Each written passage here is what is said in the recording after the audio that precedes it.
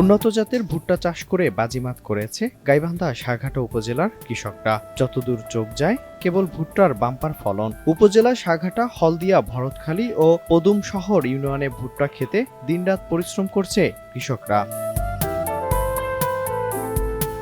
কৃষকরা জানায়, অনুকূল আবহাওয়া, উন্নত জাতের বীজ এবং কৃষি বিভাগের পরামর্শের ফলে ভুট্টা চাষে ব্যাপক সফলতা পেয়েছেন তারা।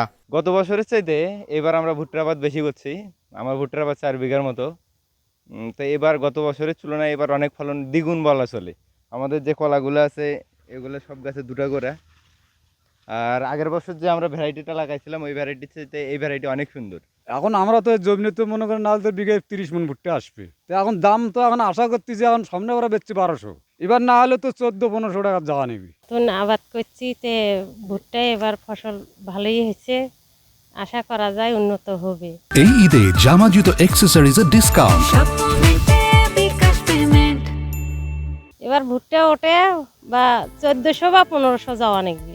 ভুট্টা ভালো হয়েছে, আবহাওয়া ভালো, এবার ভুট্টা ভালো হয়েছে। চর উন্নয়ন প্রকল্প এবং রাজস্ব কার্যক্রমের আওতায় ভুট্টার প্রদর্শনী স্থাপন, 900 জন কৃষককে প্রণোদনা এবং কৃষকদের আধুনিক প্রযুক্তির প্রশিক্ষণ দেওয়া হচ্ছে বলে জানান উপজেলা কৃষি কর্মকর্তা।